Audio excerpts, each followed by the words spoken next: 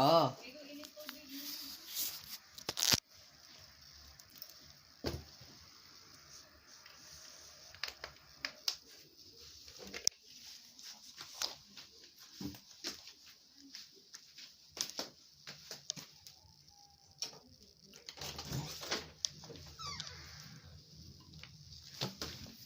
Oh.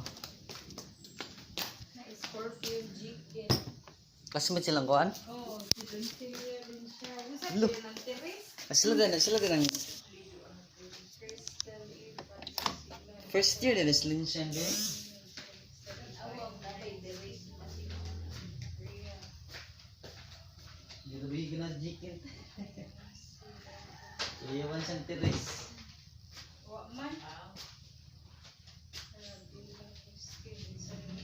Jerry and Diane.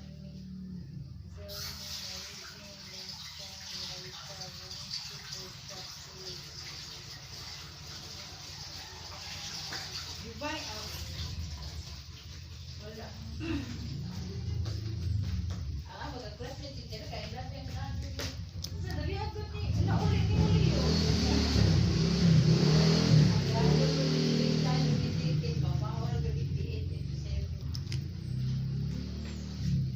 At least na-guard si na-guardias linsay, na-guardias chicken. Nino. Nung ano po, doon po sa munisipyo, kailangan daw po kasi yung magulang. Di pumunta po ako doon, kasama ko po yung kinakasama ko. Mawo, ang Kami tama. doon sa munisipyo. Nung bandang hapon na po, nag-request po yung investigador ng autopsy report kasi sinabi ko po papa-autopsy ko yung anak ko kasi kaduda-duda po yung pagkamatay niya. Nung ano na po, nag-send na po ng request for autopsy. 3 beses po akong bumalik doon sa munisipyo para po mag-update kung meron pong doktor na darating. Eh wala po palang doktor na darating. Eh kami na po ang nagsundo ng doktor na mag-autopsy sa anak ko. Pumunta po kami ng Malolos para po magtanong kung meron pong doktor na darating. Baha po no sa Malolos, pumunta po kami. Na-autopsy naman po yung anak niyo. Opo, na-autopsy po. Na-autopsy po siya. Pagkatapos po, nung time po na yun na nagpunta po kami doon, may isa pong staff doon sa Soko na kumausap po kay Dr. po Santos na siya po ang mag-autopsy sa anak ko. Yun na nga po, nung bandang alas 9 na po, nagawa na po So, yung na-autopsy na po siya, no? Opo. Nung after ma-autopsy, kinuha niyo na yung bangkay. Opo, kasi po na-autopsy na po siya. Naiuwi na po namin yung autopsy. Ma'am, sa pagkaalam niyo, nung dinala siya sa ospital, buhay pa siya o patay na? Patay na po siya kasi sabi po na XO, patay na po. Tinanong ko kung kumusta yung anak ko, ay yung pamangkin ko. Nung galing siya sa barangay, nung hinatid sa ospital, buhay pa siya o namatay na? Ayun po ang hindi Patay na namin. nung nasa barangay pa lang. Eh siguro po kasi ang sabi ni XO, wala na po. Okay. Ma-verify din natin at nasa kabilang linya natin si Chairman Raymond Castañeda. Barangay Kulong Buangin, Santa Maria, Bulacan State. Chairman? Ano po? Good afternoon po. Si Attorney Villamor po ito ng Wanted sa radyo. Okay po, attorney. Chairman, I'm sure you're very familiar with this case, yung kaso po ni... Si Mark Louie Amata po. Yes. Yes. Opo. Chairman, according po, ayon po sa information na natanggap namin dito, Okay. si Louie, yung deceased, yung namatay, may nabanggang gate. Opo. May nabanggang gate Opo. at yung may-ari ng bahay ng nabanggang gate, dinala si Louie sa barangay, sa inyo. Tama po ba? Ganito po yun, no? Ito po ay nangyari noong July 29, Opo. 2020, ngayon po. Opo. Mga bandang 10:30 po ng gabi, kung matatandaan po natin ay tagulan, may bagyo po. May tumawag po sa aming barangay na ang pangalan ay Binibining Aikago. At ayon po sa tawag, may isang biglang pumatok sa kanilang bahay, biglang bumandutay o napahiga daw po, nawala ng malay. At ito daw po ay lasing na lasing. So ang naging action po ng barangay, agad na pinuntahan ito ng 4 na taklod kasama po ang aming driver ng driver na patrol. nakita po nila na yung isang lalaki nga, na sinasabing lalaki ni Aikago ay nakadapa, walang malay, puni po ang damit, pati po ang short niya ay may tama din, no? Sabi po ng mga tumawag, o nakatira doon, lasing na lasing daw po to.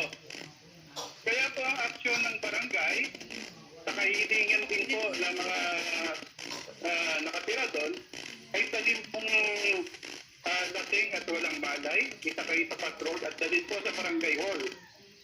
Ngayon po, pagdala po sa barangay hall dyan, ng ang pangalan ni Louie ba? Louie ang tawag Yes nila, po, no? yes po. Binuhat po yan ng tanod. Wala talagang malay. Maayos po ang pagkabuhat. At may tumabay na isang tao na ang pangalan po ay John Dominic Sobrepenya. Ang pangalan niya. Nakatara din po to sa nasabing compound.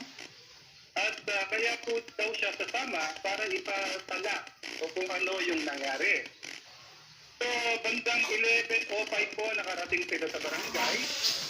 Nagpatala po itong si Ginoong Sobrepenya na ang tinala ko ay isang lalaki daw pumasok sa kanilang compound na walang pagkakakilanlan. Wala daw ID, hindi kilala yung tao. Kasing ito at natumba sa harap ng gate ng compound nila. Ang sinasabi ko, natumba. Ang motor daw po nito ay pinadala nila sa loob din ng bahay nila. Tapos wala nga daw pong wallet to, hindi walang mapagkakakilanlan. Kasi sadali lang, tatabi lang ako para medyo ko. Nagdadrive po ako. Kasi Kap, sige po, baka makaksidente ka. Tabi mo muna, Kap. So, ano po ba ang ginawa ng yung tanong, paano ito napasok sa loob ng bahay? Kasi ang tawag po ng Ika ay nakita sa loob ng bahay tapos ang sabi na ito natumba. Kapag lang po, medyo alinlangan yung bagay. Kap, I hope you don't mind if I will cut you short. Ano po? Kasi po, ang malaking bumabagabag sa akin po, sa isip ko, is nung nakita siya, walang malay, dinala sa barangay, wala kayong nakitang dahilan para itakbo siya sa ospital? Ito sir, sandali, ano? Huwag na natin pag-usapan kung ano yung pumasok ba siya ng bahay o hindi. Ang tanong ko is, sa itsura niya, hindi ba kinailangan itakbo siya sa ospital? Kaya pumasok man siya sa bahay, kung may ginawa man siyang pagbabangga, ang tanong is, dinala sa inyo. Hindi ba kinailangan at that time? Hindi niyo ba nakita yung necessity o pangangailangan na itakbo siya sa ospital? So, ganito po, no? Ayon po sa report ng mga tanod, pagkabuhat nila to, nung dumating po sa barangay, nagising na po yung tao. Tapos, napansin po nila, may namamaga po sa bandang noon niya, namumula. So, ang gusto po namin dalhin sa ospital, ayaw po niyang magpadala. Tinatanong natin kung anong pangalan niya, kung anong nangyari sa kanya, ayaw po niyang magpadala. So, ang ginawa po ng... Kap, dinala niyo rin naman kinabukasan, di ba? May istorya po kung paano po nadala yun, attorney. Okay. So, ito po, ganito po, pakinggan niyo po na po, gusto ko lang ilahad o ilarawan kung ano po yung nangyari. Ganito po noon, so, ang nangyari po ay dinala siya sa barangay, nagising po siya, ayaw niya magpadala, pinahawi niya yung mga tao, yung mga tanod. Nung panahon po na yon, tagulan, napakalakas po ng ulan, napakarami pong tawag sa akin. Actually, may mga niresto pa nga kami na konting baha. So, lahat po ng tanod namin ay talagang easy during that time.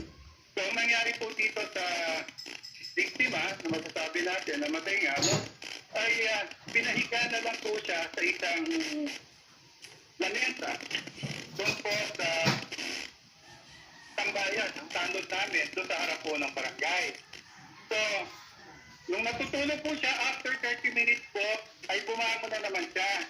ito po ay nakita rin ng mga pulis na nagpapatrol sa amin at sinabihan siya na dapat dali niya sa ospital, ayaw po rin niya magpadala.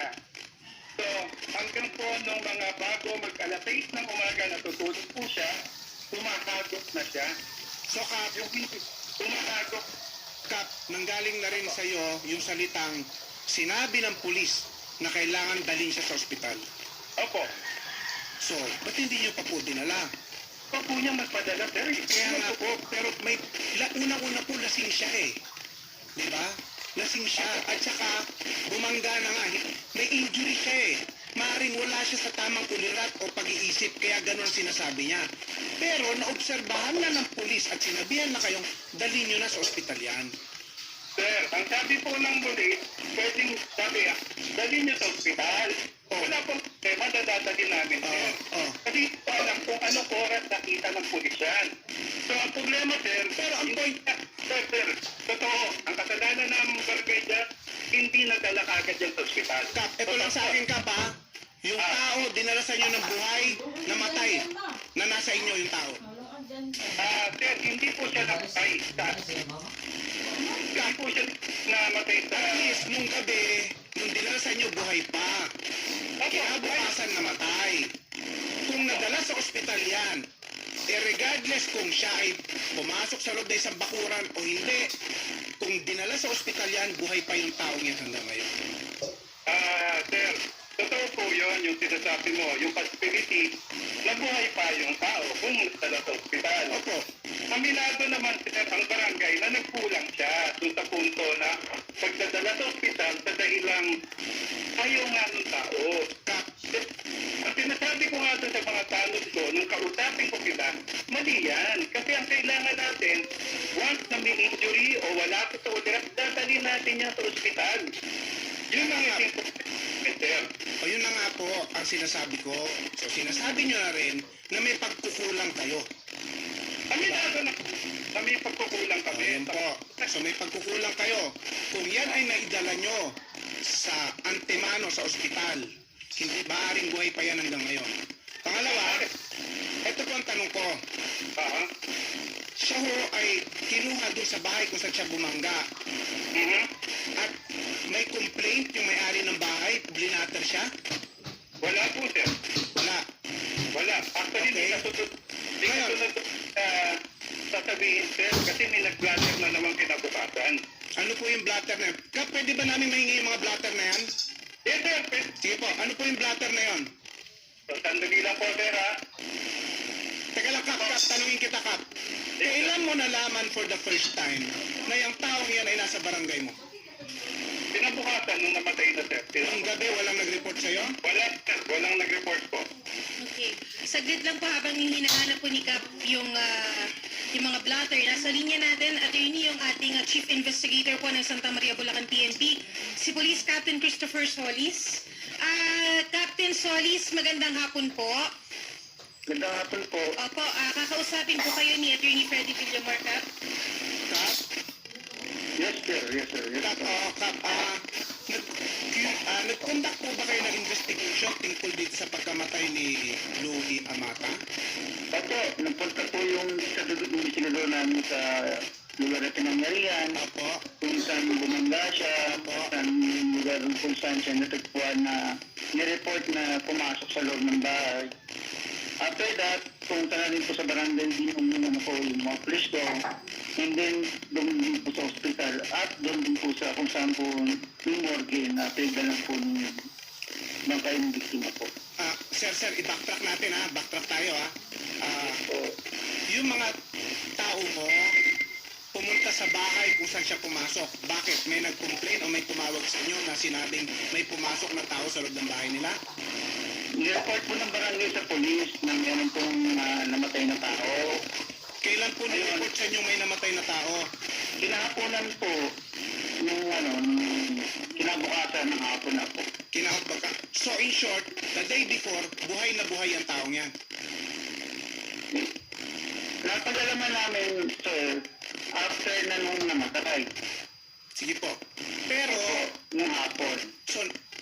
so nag-imbestiga ho kayo nung sinabihan kayo the following day ng hapon na may namatay itong si Louie Amata.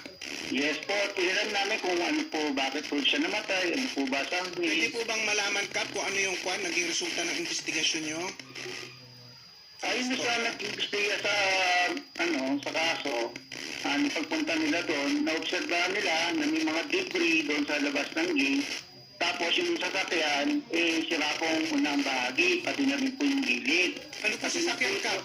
Sir, ano pong sasakyan? Yung motor? Opo, yung si motorcycle na kulay black po. Kung saan na-establish naman na yun yung minamaneho yung biktima. Na base po sa nakita yung kondisyon ng motor, masasabi Opo. mo na kung sino man ang nagmamaneho nun ay may injuries, may mga sugat, may mga Opo, nataman. Ano po? malaki po ang posibilidad no kasi po, yung impact nung yung motor, nag-equivalent po sa damage na na-incurred po niya. Na yung pong injury na natamo niya base sa itsura ng wasak-wasak na motor ay maaari niya ikamatay. Yung pagkamatay po, hindi ko po may-establish yun. Ang may-establish po rito, nagkakaroon po siya ng injury doon sa pagkakabangga ng motor. Pero masasabi natin hindi ordinaryong injury ang matatamo niya. Malakas po yung pagkakabangga kasi po yung kanyang yung cambio, bumaluktot po eh. Ganun kagrabe. Bakal po Ayun yun. pong yung pong gate, anong itsura nung gate?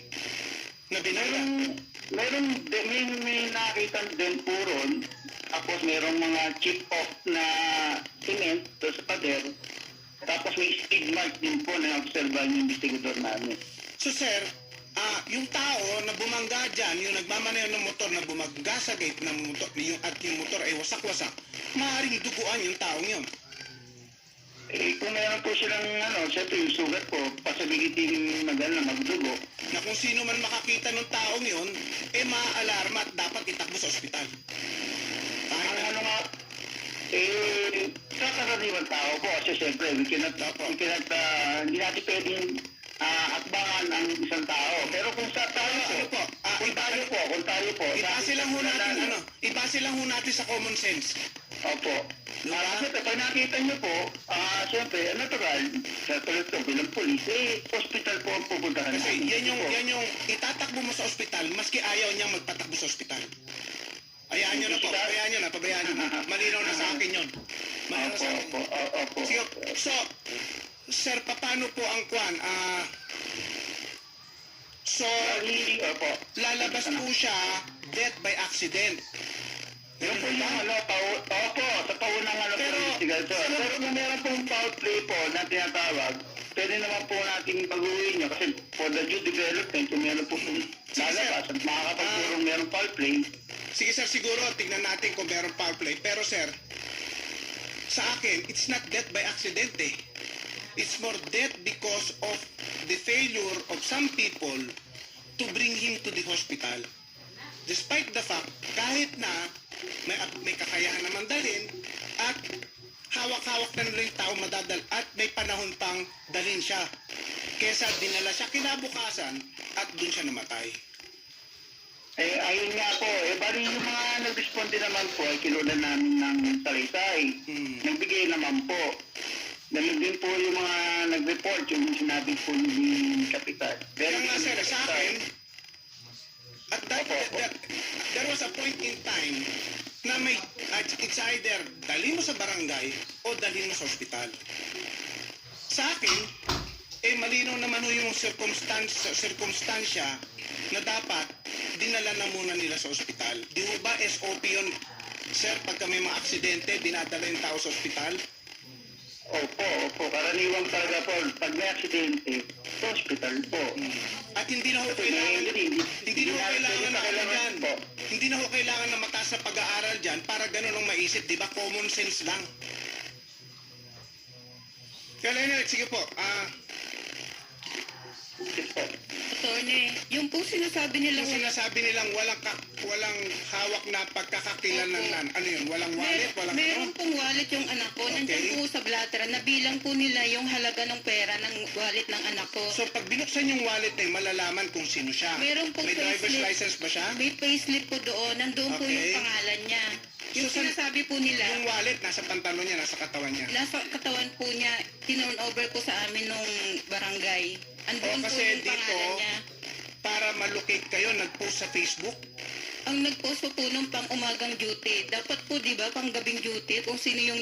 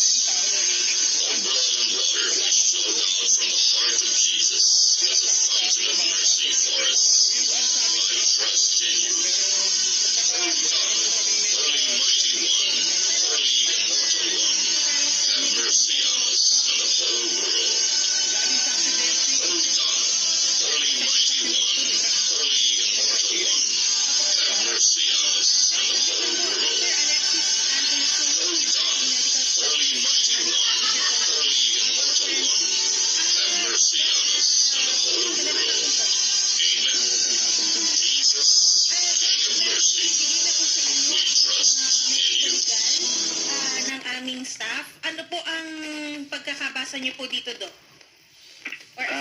Yes po. Bali, nakita ko po dito, ang nilagay po nila na cause of death is blunt traumatic illness sa ulo.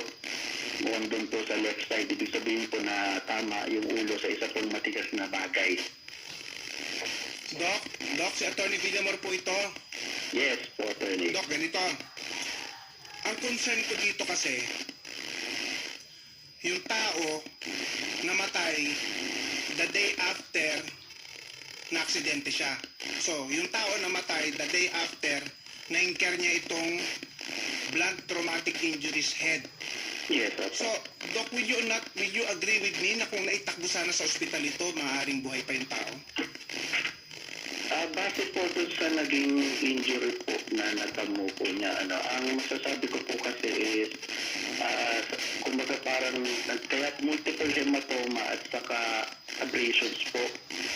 So, dun po sa pagkabagsak, mukhang wala na po siya ng malay.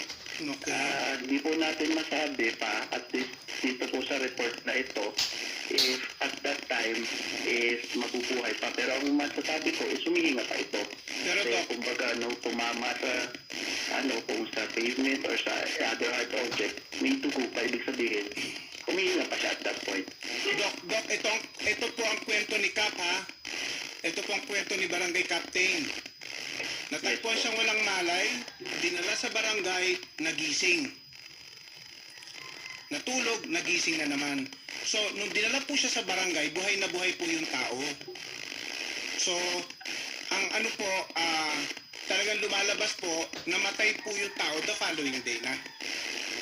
Ang inaano ko lang po dito, ang pinanghihinayangan ko na wala ang isang buhay ng tao dahil hindi natakbo sa ospital kahit na malinaw naman na dapat itakbo at pangalawa, meron naman ho atang kakayanan na para itakbo yung tao sa ospital. Yes, well, kasi nanonote din po natin doon sa report, wala naman silang nanote na parang fracture dun sa skull, no? So, kumbaga parang nagkaroon ng internal bleeding dun sa ulo, which is maganda nga po siguro na nadala sa Yes, hospital. sir. Kumbaga masatrato to as parang nagkaroon ng pamumuo ng dugo doon na So, pwedeng either operahan or yun nga po i-manage us. So in short, Doc, the injuries will not cause instantaneous death. Hindi yung pagka-incur ng injury, pagkabangga, patay siya kagad. Hindi po ganun yung nature ng injuries niya, ano po? Ay, hindi po. Yung nature po ng injury nito is nagkaroon po ng, kumbaga parang, ito nga po na-mention, blunt traumatic injury. Na dahil sa malakas po na impact, nagkaroon po, pumutok yung, mga blood vessel dun sa area na yun. Kaya nga po, kung mapapansin natin, nagkaroon pa na parang black eye. Ibig sabihin, yung dugo, tumistik sa ibang lugar, may pamumuo po. Kumbaga, saka the mere fact nga po na merong dugo, ibig sabihin, may blood flow pa At ito po most likely humihinga pa, may mga abrasions pa, may mga galos pa sa katawan. So Doc, Although, may, yes, may visible injury siya. opo, kita naman po Kita na ang dami talaga. pong abrasions eh. Maraming abrasions. Pag sinabi pong abrasions, gas-gas o galos.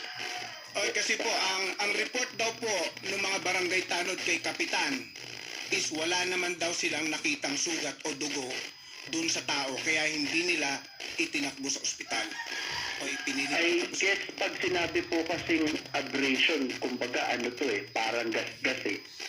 Nung itong mga ganito, sabihin na natin for example, nakalagay sa report 2 by 3 centimeters, 4 by 3 centimeters. Kung sa ako sa lay person Sige po. po siguro na Sige hindi po. tinignan lahat, hindi tinignan maigi yung mga injuries na yun. Baka nga po na-miss kasi baka may damit, baka may ganun. Pero ito po, kung titingnan pong mabuti, ano po to, visible Meron po ito. Hindi lang yun, Doc. Dapat po nating tandaan yung tao galing sa aksidente. Na Yes, okay. according nga po dun sa pulis na nag-imbestiga, wasak na wasak yung motor.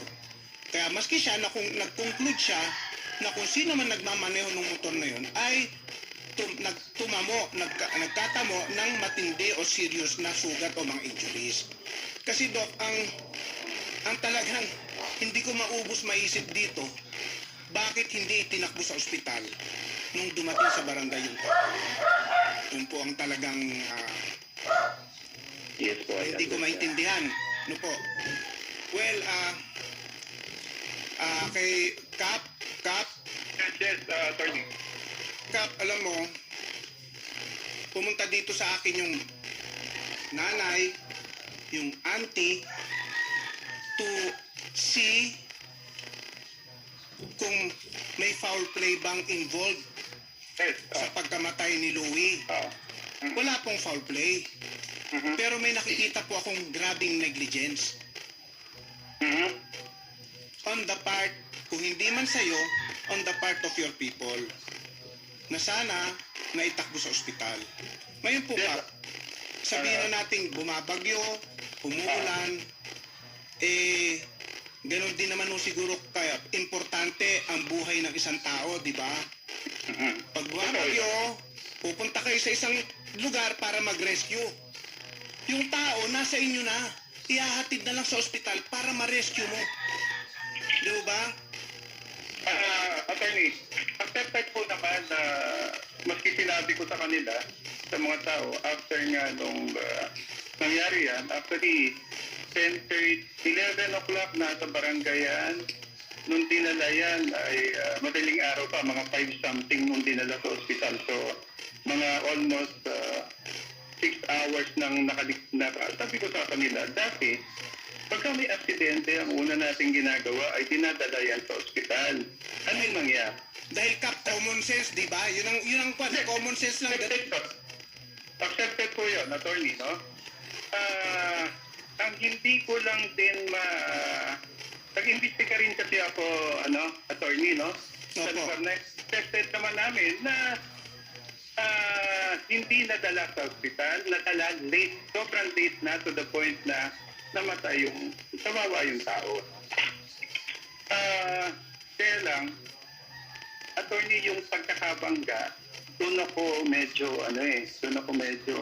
hindi wasak na wasak yung motor. Tapos yung attorney, yung dent lang eh. So, doon kami nag-imbestiga pa. Will you mind if I mag-explain lang ako, no, doon sa beyond that? Sige, Kap. Sige, Kap. So, nung sabi ko nga kanina, hindi siya sa hospital, accepted siya ng barangay, nakita ng tanod na may bukol yan sa amin, sa sinasabi ni Doktor. May konting bukol sa kaliwang noon niya. Tapos punit ng damit, may abrasion, pero walang dugo kasi. So, hindi ko na-question yung dugo yan or what dapat dalhin talaga yan. Kinabukasan, may tumating na nagba-blatter sa amin. Kinabukasan na. Hindi pa niya binablatter, kinukwento niya sa exo ko na 10:30 ng gabi, nakarinig ng kalabog sa labas yung kanyang biyanan. So may pangalan dito kung sino yung biyanan. Nagtataka ako 10:30. At the same time, 10:30 din tumawag sa amin sa telepono. Parehas na parehas. Ano? Tapos may nakita silang lalaki, nakahiga sa garahe nila. Tingin nila yung lalaki ay hindi nila kilala. So, tama si nanay na yung wallet ay binigay sa amin. May pera to na 966, wala siyang ID. Tama yun? Walang ID? Meron pong payslip, may pangalan po niya. Ang payslip po ay mayroong pangalan. Ang sabi po sa akin, okay, kung may payslip yan, hindi po rin kilala siya, kaya na-post siya, no? So, hello? Okay, Kap, narinig sige. ko. Kap, baka nagdadrive ka pa, ha? Tumabi ka muna. Nakahinto, unfortunately, napakalakas na ulan. So, ito na, ang sabi yung may-ari ng compound, nung nakarinig, pinagtanong daw nila sa kapitbahay nila kung kakilala yung lalaki. Wala naman sumasagot. Na yung lalaki na yon ay sumalpok sa gate nila. Kap, let me just clarify, Kap, I'm not blaming you for anything dahil alam ko wala ka naman doon. Yes, actually, ano po yan parang Sabado yan, attorney, no? Opo, Kap. No? Ano lang, nangihinayang lang ako na, na may nawalang buhay na kung naitakbo lang sana sa ospital, hindi na nga. Attorney, mag-CO po, hindi naman ako papayag na hindi itakbo sa ospital. Hindi ako ganun, no? Tapos, siyempre, ang ilagay na natin yung mga tao kasi, siguro pagod or whatsoever, pero mali eh. Responsibilidad natin lahat yan. Lahat tayo, ako, command responsibility yan. Ano ko dyan? So, Tony, tuloy ko lang kwento. Sige po, Kap. Ayon doon sa nag-blatter, lasing na lasing ito at hindi makausap, kaya itinawag na ito sa barangay. May dala rin daw itong motor at nakita nila sa labas ng gate. Ang sabi nung nag-blatter, ipinasok pa raw nila yung motor, kinunan pa nila ng video. Sabi ng lalaki, dapat daw doon nila patutulugin yung naawa sila doon sa lalaki na nakahandusay, dapat ipapatulugin na lang niya. Eh sa tingin daw niya, may nanakit doon sa lalaki. Okay, Kap. At niya, may video daw sila na ipapakita. Pati daw yung pagdala ng motor patungo doon sa garahe. Tapos, nung tanongin niya, yung ex namin, kamusta na yung lalaki na nakita? Doon namin pinagita na namatay niya, yung lalaki. So, attorney, Sige po, Kap, tuloy niyo lang. hinahanap namin yung video, bago ibigay sa amin yung video ay hapon na. At ang video ay parang edited, 10 segundo lang to, kung saan yung ika na tumawag, parang sinisipa niya yung ulo ng lalaki, parang kinakalabit, pero ang ginagamit niya, yung paa niya. At may nagsasabi, tita, hayaan na yan. Parang, tita, tawag na lang tayo sa barangay. So yun, kaya ako ay nagtataka kung bakit grabe yung tama ng tao. Tapos paano napasok to? Kung yan tulog yan, paano napasok doon sa garahe? 25 meters yung 20 to 25 meters yung layo. Okay, Kap. Ang sa amin, accepted, no? Although hindi ako yung... Pero Kap, I think these are facts na kailangan siguro ma-incorporate ng investigador sa kanilang investigasyon. Ano po? Tama ka rin na very mysterious yung gate is like 25 meters away kung saan siya nakita. Ganon. Oo. Considering na nahihilo pa, lasing pa at unconscious, At saka, attorney, paano nabuksan yung gate? Ng ganong, yung impact ganon, mabubuksan ba siya? Or posible, ayoko rin naman ng idea na posible na kung nabuksan, naglakad ba siya doon? Pero yung nakita nilang nakahandusay doon sa gate, paano napunta doon sa loob? Kap, yan ba may written report ba yung mga tao mo Meron. na ganyan? Sige Kap, pwede rin kami makakuha ng kopya para ma-incorporate natin doon sa... Na-forward mo na ba yung data na yan, Kap, sa police? Nag-investiga? Tama. Actually, attorney, nung namatay yung tao, may pumunta ng pulis sa amin kagad. Opo. So, yung mga report ay sinakmit na lang namin nung hapon. Pero nung umpisa pala, ay na-report na namin na yun nga ang nangyari. Pero yung submission po ng mga report, hapon na kasi panggabi po yung yung mga naka-assign. Cap question. Apo, Kanino po galing yung CCTV footage? wala po akong alam na CCTV po. Yung video. May video po. Okay, video lang po pala, video lang. Sa kanila po galing yan. Ano po, galing sa phone? Ganun ba? Kinunan sa telepono o camera ng telepono? Galing po yung kay XO Okay. sa cellphone. Attorney. Opo. Attorney, Yes, Cap. ito ay di ba sabi ko kanina, may video daw na sinasabi yung may-ari ng bahay. Okay. Nung kinukuha na namin, hindi binibigay sa amin. Until that time na 3 beses kami tumatawag, ayaw. Pinampuntahan namin, ang binigay sa amin, siguro nakita nyo na po yung yung video. Yan lang po ang binigay sa amin. Walang binigay na yung kung paano nila dinala yung motor na sinasabi nila ay na-videohan din nila. Sige, Cap. These are very, very interesting facts na dapat siguro ma-take into account ng ating investigador. Ano po? Apo. At saka, attorney, ako naman, open naman po ako. Kung may pagkukulang yung mga tao ko, accepted ko yon. At bagamat hindi ako yung direktang involved dyan. Pero yan po, bilang kapitan, ako pa rin ang mananagot dun sa mga tao ko. Thank you very much, Cap. At ano lang po kanina talagang nanginahin lang po kasi talaga kung naitakbo lang sana kaagad. Ano po? Ako man, attorney, yung reaction kanina ay ganun din yung reaction ko nung kinabukasan. Parehas tayo. Bakit mo hindi itinakbo? Siya rin ang yung police investigator, yung police. Yes po. Okay na po tayo kay Dr. Sulit. Cap, thank you ha, Cap. Nabala ka na namin ng gusto. Salamat po, attorney. At Sige, Cap. po, natutulong din kayo sa higit pa ng investigasyon pagdating sa kaso na yan. Opo, tama po, Cap. Bukas, kung ano man ang pagkukulang namin, hindi po kasi hindi po paghingi lang ng sorry.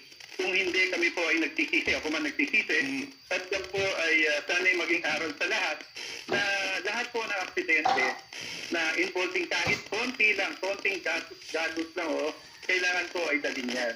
Kasi sa mukha ng reaction nyo kanina, ganun din po ang reaction ko. Ayoko pong idriin yung mga tao na involved dyan, natauhan ko. At believe din naman talaga ako sa kakayanin nila. Unfortunately, bumibigay din ang physical na katangian ng tao pagdating po sa mga ganyan Pero, attorney, asahan niyo po yung pakikiisa namin kung ano man ang I will just discuss with the family of air kung ano yung mga possible na karapatan nila under the circumstances. Yes, opo. Pero tingnan, maganda rin po yung hinighlight ninyong mga facts tungkol dun sa sitwasyon at hopefully ma-take into account yan ng ating nag-iimbestiga. Andito ba sila? Opo. Thank you, Cap. Okay, attorney, thank you. Yes po. And sa pasalamatan ko lang po pala si Dr. Alexis Angelo Sulit, ang ating medical specialist po sa PAO Forensic. Maraming salamat po, Dr. Alexis Angelo Sulit. And nasa kabilang linya din po natin, attorney, si Captain Christopher Solis. Cap, Yes po. Yes Cap, po. nadinig mo yung inputs ni Kapitan kasama, taking into account na po ba yun sa investigasyon na ginawa ninyo? Opo, yung mga barangay po nagbigay na ng kailang site. And then yung kay XO, sana imbit na payagan ni Kapitan na pumunta siya sa aming hitilan para kung ano yung nalalaman niya, let us put it in writing para magamit po natin sa future reference mo pag-imbestiga. Ganun lang yun po, nag-request rin po kami ng CCTV kung meron po dun sa within the area nung pinangyaran ng insidente. Then, pati na rin po dun sa CCTV ng ating barangay, nag-request na rin po tayo para po ma-confirm po ang mga dineclare nila. Cap, Yes po. without meaning to interfere in your investigation, ayaw naman namin pero pwede ho ba kaming mabigyan yung pamilya ng kung ano man meron na kayo na na-compile sa investigasyon nyo, yung mga CCTV, Very much yung po mga welcome yung investigation pamilya para report, po ma-update siya. para tapos padala nyo sa akin para Opo, basahin opo. natin. Okay lang, Kap? Punta lang po yung yung So, Kap, kasi nga, ang isa sa mga dahilan kung ba't nagpunta rito sa amin yung kamag-anak is to see if there is a possibility of foul play. No po? Yung pong in-highlight ni Kapitan kanina is something that is worth looking into kung to determine kung may foul play nga o wala. So, Kap, wala kayong video na nakuha? Ang declaration po kasi ang declaration po kasi nung nung sa municipal natin office, wala sila CCTV on that Wala part po. of the area. Opo. And then yung TikTok naman, we're just waiting for them to give us a copy para po malagay namin sa CD or sa disk. Well, doon naman sa sinasabi ng video, meron po kaming nabigyan din po kami ng kopya noon. Yung sinasabi po na meron po mga tao, tapos sa lugar po ng lalaki, nakahiga, ay meron din yata si madam. If not, bibigyan ko po sila. Sige po. At lahat po ng mga dokumento na nakuha po namin regarding sa investigation, if permitted and requested, bibigyan po namin. Sige po, Kap. Ma'am, may sasabihin po kayo? Attorney, request ko din po sana kung mayroon pong CCTV po doon po sa palengke sa amin sa may Pulong Buhangin po. Kasi po nung nakaburol po yung anak ko, meron pong mga nagsasabi na nakita daw po nila yung isang motor na Rossi na itim na ginigit-git daw po ng 3 nakamiyo na nakahood. Bago siya mabangga. Bago pa po siya mabangga. Yung po sana CCTV doon sa palengke. Kasi meron po doon mga CCTV Sir, sa narinig mo palengke. yung sabi ng mother na Yes po. Narinig ko po yun. Sana po, agaran po siya pumunta sa station. Para ako po mismo sasama sa kanila sa command center para pumating na ko ano po yung sinasabi yung part ng palengke po para po ma-determine na po. Sige, okay, Kap. Thank you, Kap. Pupunta po sa inyo yung kamag-anak dyan para makakuha ng kopya ng mga kung ano meron na kayo dyan. Base naman po sa sinabi nyo, hindi pa talaga sarado yung investigasyon. Ano po? Opo, open po investigation natin yan po kung meron po Nakunan nyo na ba, Kap, ng statement yung may bahay? Kung Yun nga po, pinagtaan po namin and we're trying to kung sino po yung nakita sa video, isusubukan po namin imbitahan. Okay. Para magbigay liwanag kung ano po ba nangyari, yung sequential po ano nangyari. Na-determine nyo na po ba kung sino dun sa bahay na yon ang unang nakakita o nakaenkwentro kay dun sa namatay, kay Louie Amata?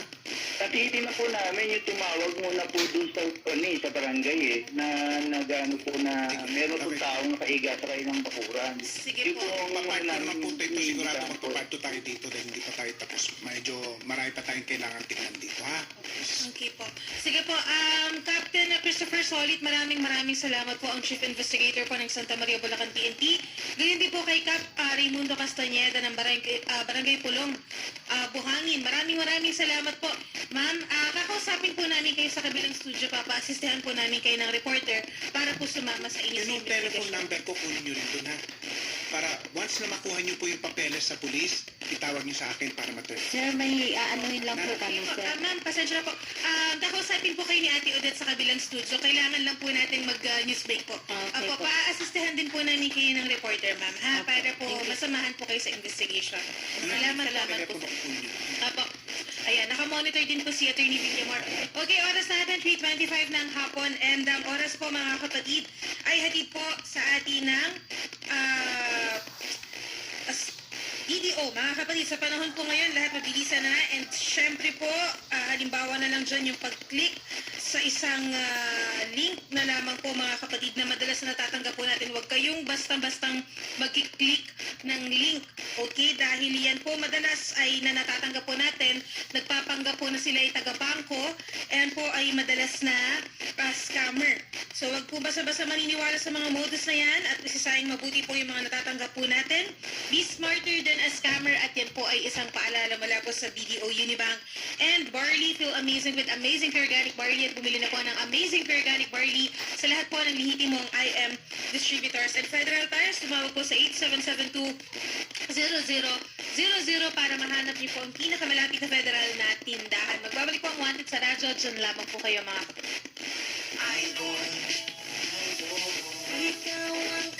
Totoo sa paghahatid ng balita, impormasyon, serbisyo. Totoo sa'yo. 92.3 Radyo 5 True FM. Dito tayo sa totoo. Robust dietary Supplement for Men. Sabi nila, ang tunay na lalaki, matibay, magaling, at matigas.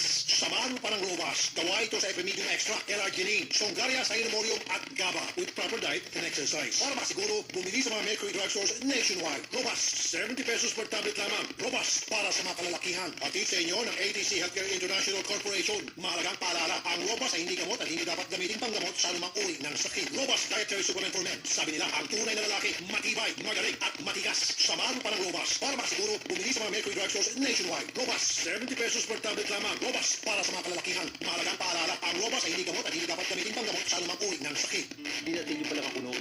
Madalas, naiipit, nasusugatan, nadadaganan ng mas malaking kalaban. Saksi ang family rubbing alcohol na gawa ng Pagoda Philippines sa bawat sakit na tinis ko. Pero dahil sa tiyaga at determinasyong magtagumpay, bumangon at lumabang. Kaya ito ako ngayon, isa na akong pamilyadong tao. 41 taon na kagapay ng pamilya Pilipino ang tanging produktong pinagkakatiwalaan ng mga kampyonato. Epektibong disinfectant, panlaban sa mikrobyo na nagdadala ng sakit at pampaginawa pa. Mula noon hanggang ngayon, ang family rubbing alcohol gawa ng Pagoda Philippines hindi lang pampamilya, pang sports pa.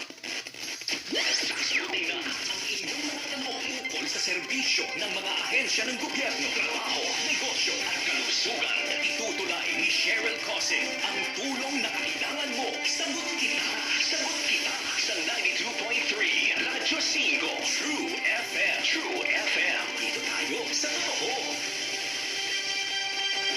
Simulcast sa Radyo 5 FB page. Daig daw ng binubuenas ang sinuswerte. Kaya ibalik ang swerte na punong-puno ng positivity with good vibes. Kasama si Stanley Chi at Laila Chicadora. Dito sa 92.3 Radyo 5 True FM. Dito tayo sa totoo.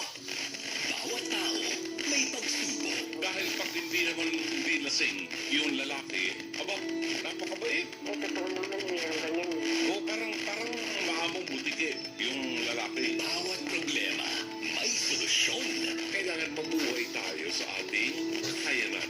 Hindi natin po pwedeng yakapin ang isang malaking puno nang hindi natin mapag-aabutan ang ating dalawang kamay. Bawat mali may leksyon.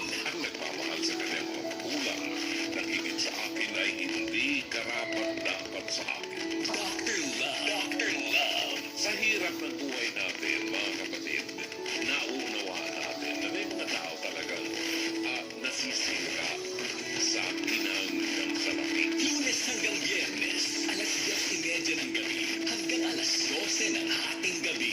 Di ba may problema itong si Monica? Parang nag-aanap siya ng atensyon, nag-aanap siya ng pagmamahal na Hindi niya mahanap sa kay Aling Alejandra. Oo, dahil Sa iba niya po hinanaw. Pakinggan ang nag-iisang pananaw ni Brother June Banag. wala kang galang sa magulang mo kahit ang sama ng magulang mo. Siyang na buwan kanyang inalagaan sa tiyan niya. Hindi kanya pinutay kang pinta. For your nightly prescription of wisdom, faith, hope. Ang role ng babae sa buhay natin is to inspire us. Dr. Love. Dr. Love. Sa Radyo 5, True FM. Sabay-sabay nating salubungin ang Burmans nitong katapusan ng Agosto sa muling pagbabalik ng pinakahihintay natin sa TV5. You heard it right mga kapatid. Kaya sugod na sa Kadiwa Pop-Up Market 3.0 sa August 31, 2023. Huwebes mula alas 6 ng umaga hanggang alauna ng hapon sa TV5 Launchpad Building, Reliance Corner, Sheridan Streets, Mandaluyong City. Magsama-sama tayong mamakyang ng fresh at dry commodities na murang-mura na tiyak pang nakakatulong sa ating kababayang magsasaka at mangingisda. Ang programang ito ay sa pakikipagtulungan ng Department of Agriculture, Signal TV, Media 5, TV5, Nation Broadcasting Corporation, Maya, Felix Mining Corporation, at Alagang Kapatid Foundation Incorporated. Alagang Kapatid! Robust Dietary Supplement for Men. Sabi nila, ang tunay na lalaki, matibay, magaling, at matigas. Samahan mo pa ng Robust. Gawa ito sa Epimedium Extra, L-Arginine, Songaria Cynomorium, at GABA with proper diet and exercise. Para masiguro, bumili sa mga Mercury drugstores nationwide. Robust, 70 pesos per tablet lamang. Robust, para sa mga kalalakihan. Hatid sa inyo ng ATC Healthcare International Corporation. Mahalagang paalala, Ang Robust ay hindi gamot at hindi dapat gamitin panggamot sa anumang uri ng sakit. Robust Dietary Supplement for Men. Sabi nila, ang tunay na lalaki, matibay, magaling at matigas. Samahan mo pa ng Robust. Para makasiguro, bumili sa mga Mercury drugstores nationwide. Robust, 70 pesos per tablet lamang. Robust, para sa mga kalalakihan. Mahalagang paalala, ang Robust ay hindi gamot at hindi dapat gamitin panggamot sa anumang uri ng sakit. Nothing beats watching the FIBA World Cup live and in person. Well, and Jordan Clarkson takes off. Buy your single-day pass and get access to 2 live games of the FIBA Basketball World Cup for as low as 999 pesos. I got it! All right, for the three-point connection, the score is tied. Head to philippines.worldcup.basketball for more information, ticket types, seat information, and other special offers. Buy your tickets today.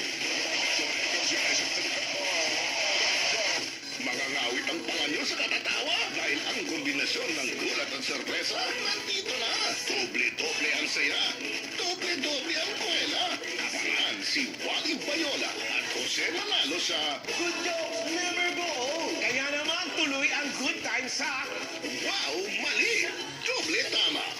Malapit na dito sa TV5.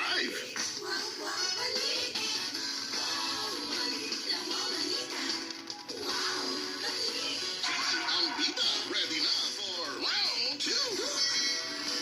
Narinig mo yung asawa ko? Enzo? May bagong mambubulo.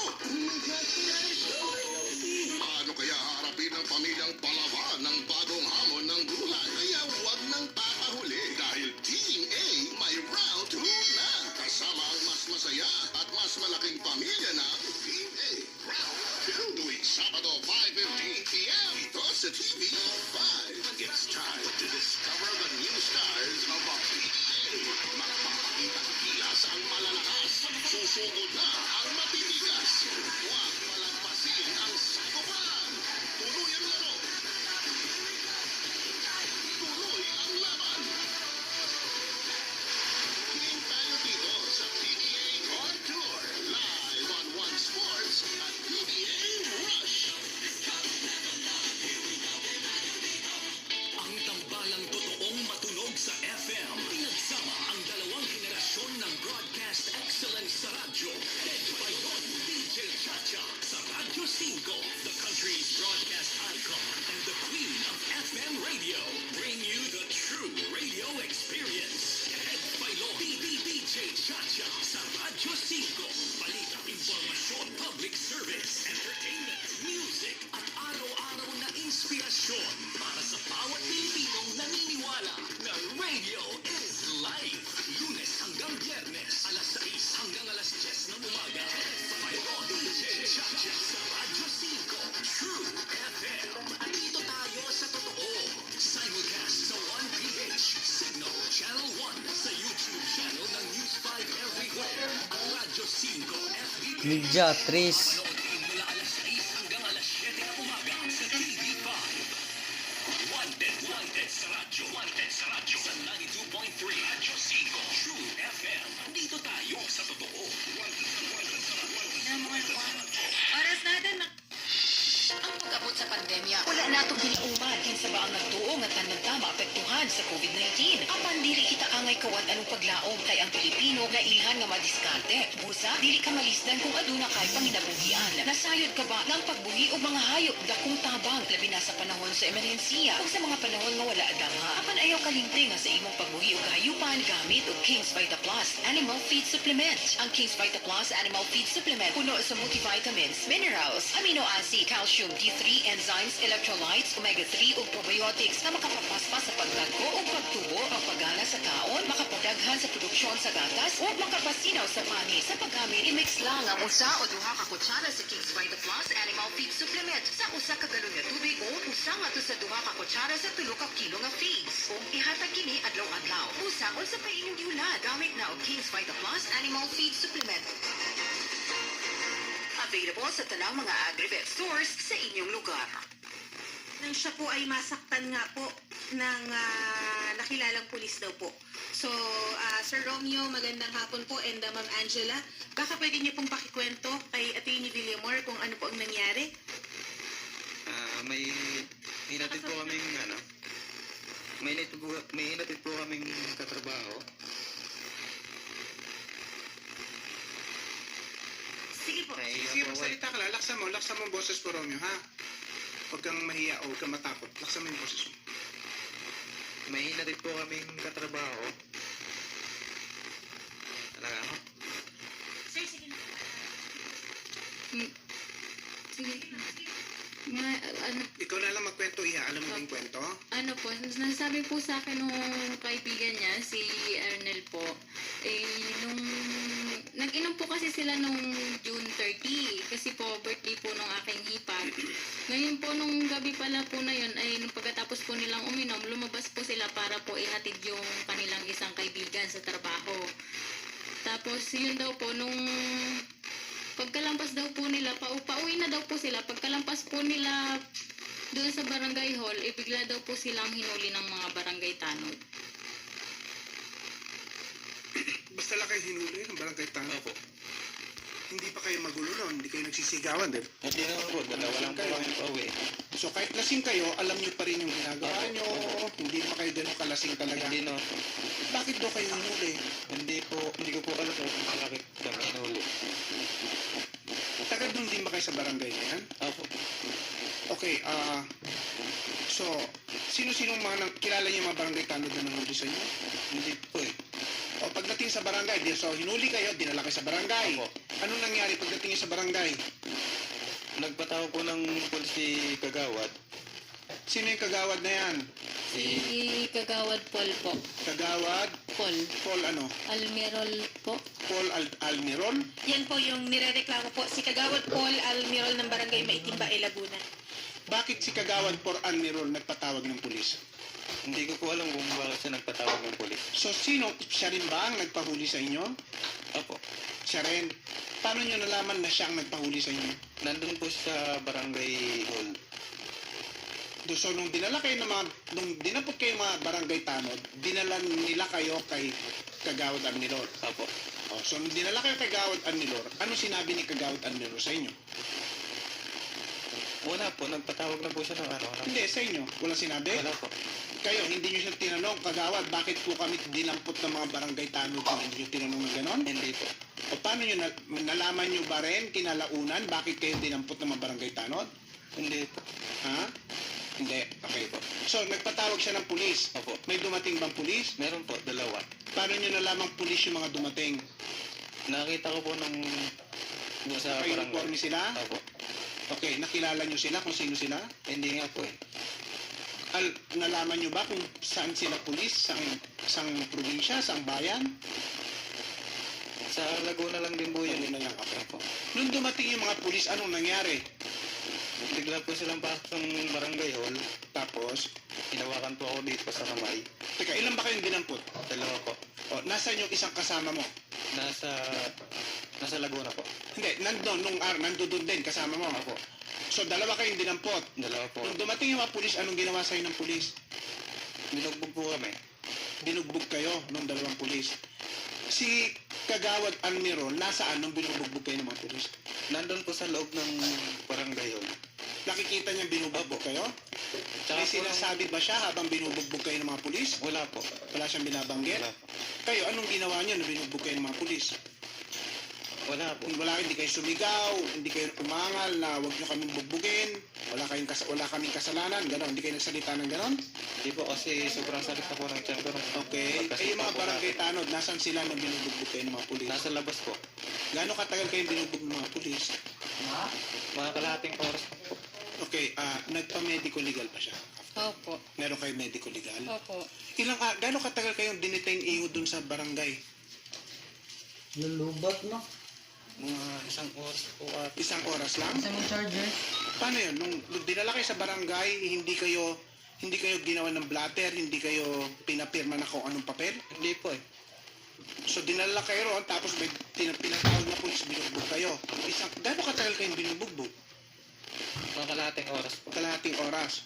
So after nung mabugbog kayo, ano na nangyari? Ayun na po, dinala na po namin siya sa ospital nung umaga na po. Maliwanag na po yun. Okay, hindi. Isang oras lang ba kayong dinetain sa barangay? Opo. Paano kayo nakalabas? Pinalabas kayo? Hindi po. Ano? May sumundo po sa amin. Yung biyanan niya po. So natawagan mo siya, may natawagan kayo na nandun kayo sa barangay. May tumawag po sa amin na malapit lang po doon sa barangay na ang sabi po ay may dinampot nga daw po na tao, dinala daw po sa barangay. Tapos yun po, nung nagsasabi daw po kasi na tauhan daw po ni... Meron ba tayong makakausap sa linya? Sorry. Sa ngayon, Atty. Ringin pa rin po tayo kay Kagawad, gayon din po kay Chief of Police po. Nangyari ito July 1? July 1 pa? Okay. Simula nun, anong ginawa? Hindi kayo nag-complain, hindi kayo nagpa-blatter, hindi kayo bumalik sa barangay, kay barangay captain, sinumbong nyo si barangay Kagawad. Yung Arnel po, nagpa-blatter po yun. Tapos yun nga po, inalam po namin kung ano po yung nangyari. Doon po sa konsyahal. Pumunta po ako doon. Sa Kagawad? Opo. Pumunta po ako doon sa barangay. Kasama ko po yung biyenan ko. Tapos yung Arnel nga po. Tapos yun nga po, nung nagpaliwanag po kami kung bakit po ganun po yung ginawa po sa kapatid ko. Teka, yung video mo na sa barangay yun, nasa barangay ka nun? Nasa bahay na po. Nasa bahay po na. Pero ito, hindi naman nila madideny na nasa barangay sila dahil sinundo nyo sila doon sa barangay, di ba? Opo, sinundo po ng biyenan ko sa barangay. Paano nyo nalamang nandoon sila sa barangay? May tumawag? Opo, may tumawag po sa amin. Sino tumawag? Taga-barangay din? Yung boss po nung biyenan kong lalaki. Okay. So may mga testigo tayong nadala sila sa barangay, ha? Kasi baka i-deny nilang galing sa barangay to. Okay? Opo. Yung kasama mo, nasan na? Nasa nagkaroon po. Ano, hindi siya nagko-complain? Hindi po. Hindi ba siya nabugbog? Nabugbog din po siya. Okay, pero ikaw magko-complain ka. Yung ba mga pulis hindi mo nakilala? Hindi po. Sige.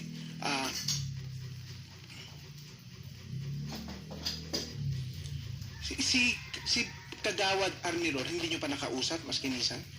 Nakausap po namin nung pagpunta po namin ni La Arnel doon Ano po sabi sa niya? barangay. Yun nga po, nung tinanong po namin bakit naman po ganun yung ginawa po sa kapatid ko, ang sagot niya po, di pinatikim. Pinatikim? Opo. Okay. Yun po, Ganun lang ang sinabi niya? opo. Nung pinuntahan niyo siya, nasan siya? Nasa Opo, barangay siya? nasa barangay po. Kaya po nung sinabi niya po yun, naiyak na po ako kasi yung rason niya po na sinabi niya pinatikim halos patayin na po nila yung kapatid ko Kasi natanggalan po siya ng lapay, nadurog po yung lapay niya. Ano? Lapay? Opo. Yun ang injury niya? Naoperahan Opo, po ako. naoperahan po yan, sir. Nadurog po yung lapay niya. Grabe. Parang ang kwento rin po, kung tama lang po ang pagkakaintindi ko dahil sa tinginan. Opo. Kwento mo, Masama po Kuya, ang- Kuya Romeo, kailangan ikwento mo lahat ng ng nangyari kasi para malaman namin kung paano ka tutulungan. Ang kwento mo din sa aming researcher, dahil masama daw ang tingin mo kay Kagawad Almirol, kaya ka binugbog. Kung tama ba? Opo. Yun po ang sabi nila. Hindi, ano yan? Lumalabas talaga dyan, baka lumalabas, may arbitrary detention pa yan Kinulong nila tapos binugbog pa. Ano pa ang nangyari sa'yo doon, Sir Romeo? Kwento mo yung... Kwento mo na sige, sir, para malaman namin kung paano po Romeo, kayo kailangan tutulungan. magsalita ka kasi kung magpa-file tayo ng kaso, i-interviewin ka, isusulat lahat ng sasabihin mo. Ngayon, kung hindi mo naman sasabihin lahat yan na malinaw, paano natin maiaayos yung complete na i-file natin, ha? Tanda mo yan, ha? Yung bang kasama mo, hindi mo pwedeng makuha kahit witness man lang? Hindi po Yung kasama mong nakulong doon? Hindi ba natin pwedeng kausapin yun para at least gamitin na natin Ano po yun nagbigay po yun ng number. Ha? May number po ako nun. Hindi, yun yung kasama niyang na-detain? Opo. So, pwede niyong tawagan yon sakali para may testigo Opo, rin pwede tayo. po. Opo. Di ba? Ngayon kasi, attorney, wala pang sumasagot sa ating tawag. Pero maliban doon, ano pa ang nangyari? Pagtapos noon, may naaalala ka pa ba? Bago mangyari yon, ano ang mga pangyayari? Yung yung kumain po kami ng pares. Okay. Bago po nangyari yung pambubugbog sa amin. Okay. nung inatid po namin yung katrabaho namin, napadaan po kami sa barangay hall. Nung pauwi na po kami, nagsabi po yung barangay tanod na masama daw kami tumingin. Hindi lang So, ikaw. yun ang dahilan. Opo, yun Kasi po. tinanong kita kanina. So, yun ang dahilan. Opo. Dahil sa masama kayong tumingin, kanino? Kay Kagawad. Doon po sa barangay tanod na nasa labas ng barangay hall. Okay. Tapos nun po, pauwi na po kami noon. So, ang nakatinginan mo, yung barangay tanod. Ganun ba? Opo. Tapos, dinampot kayo ng mga barangay tanod, dinala kayo sa loob ng barangay hall, at doon yung nakita si Kagawad Almirol. Opo. Almirol. Opo. At siya naman ang nagpatawag ng pulis. Opo. Nadinig mo bang nagsalita siya at sinabing tumawag kayo ng pulis? Opo. Kanino niya inutos yung tumawag kayo Sa ng barangay tanod po. So, gaano katagal bago dumating yung mga pulis? Simula nung sinabi niya tumawag kayo ng pulis. Wala po pong 30 minutes, nandun na Wala yung pang polis. 30 minutes, andun ang mga pulis. Ano na lang, mag-coordinate tayo sa kabila. Kunin niyo yung number ko. Tingnan natin kung saan maganda i-file yung complaint. Siguro, si Kagawad, mag-file tayo sa DILG o di kaya sa ombudsman, ha? Ng admin case. Pero maraming possible criminal cases din yan. Baka nga pwede pang pumasok ang torture dyan dahil nakadetain ka eh. Nung binugbog kayo eh. Tingnan natin kung makagawa tayo ng para ma-identify natin yung mga pulis, ha? Tingnan natin, ha? Wala kaya silang... napansin nyo ba kung may CCTV camera sa loob ng barangay? Meron po silang CCTV nung kaso po pagpunta po namin doon, pagpunta ko po nung kinabukasan, sira daw po yung CCTV. Romeo, kayo, nung dinala kayo sa barangay, hindi kayo dinala sa kulungan o ano man nandun Hindi po. kayo sa... Doon lang po sa loob ng barangay hall.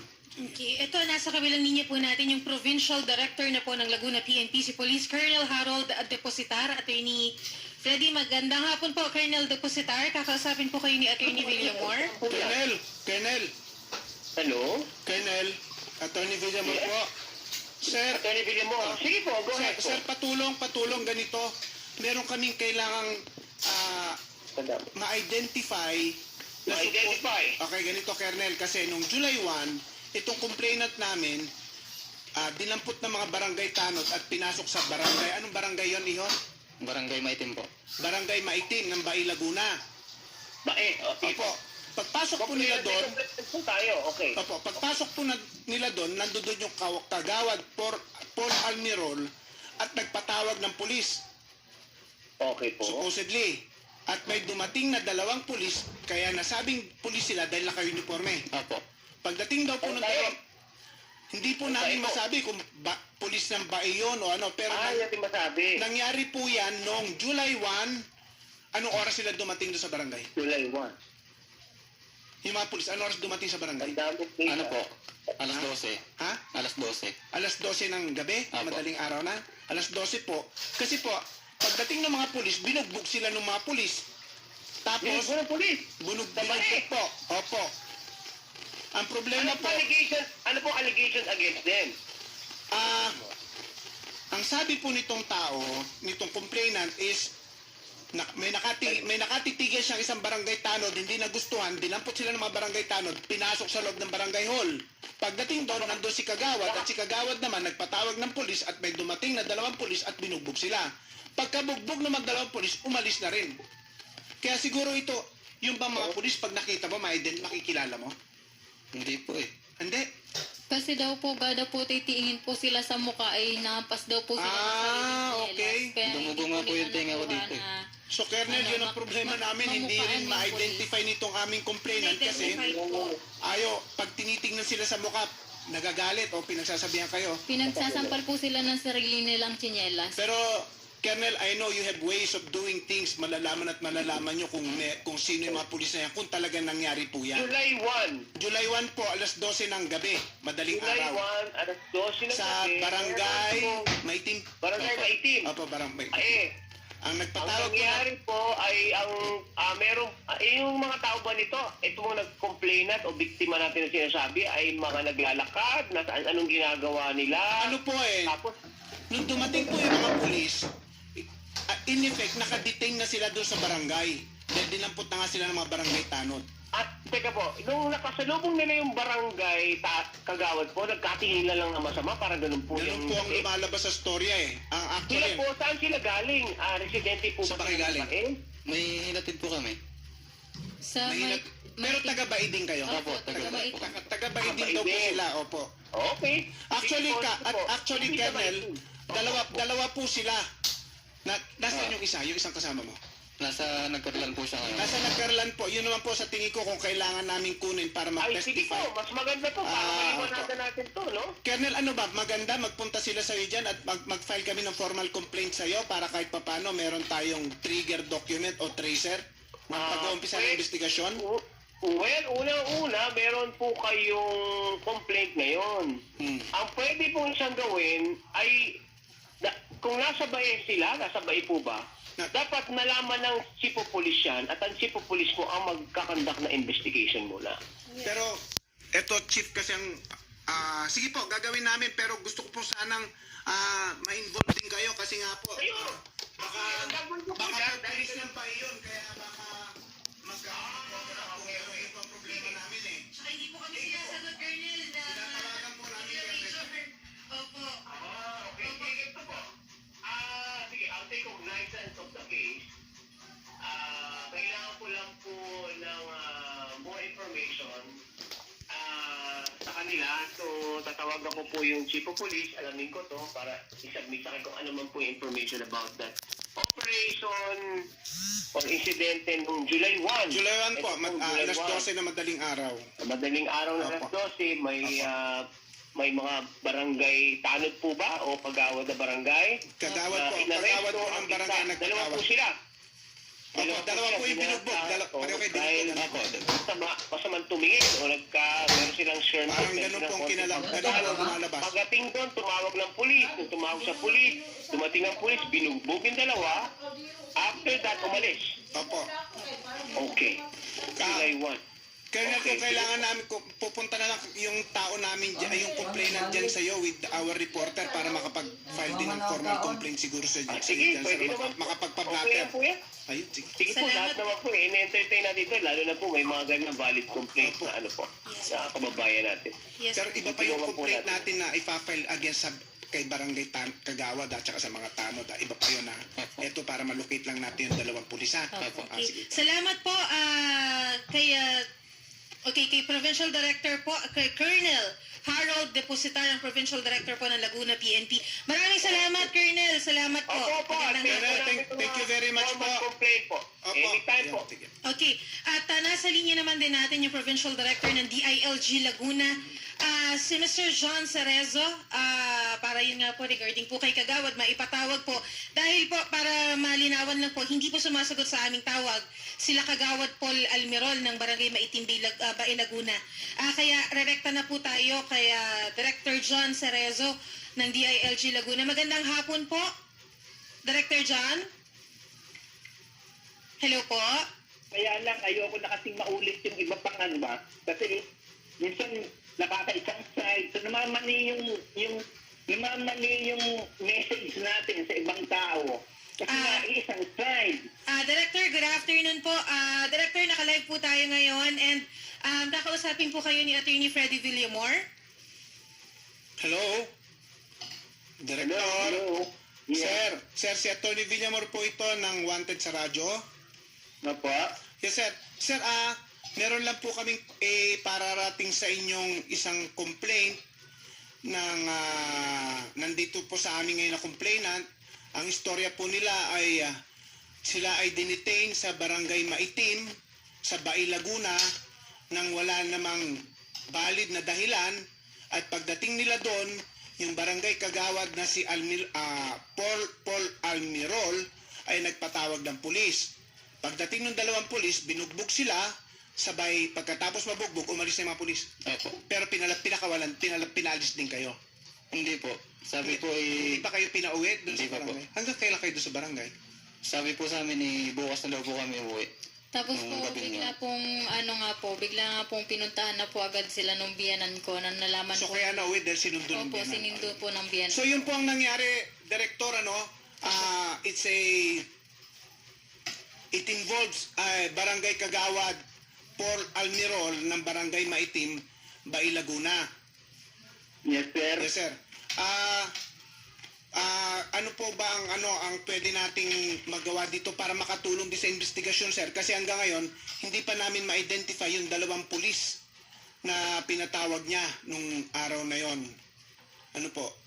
Okay, attorney, ilan ang proseso yan? Ilan ang magiging proseso niyan? Unang-una, dapat mag-file siya ng formal complaint?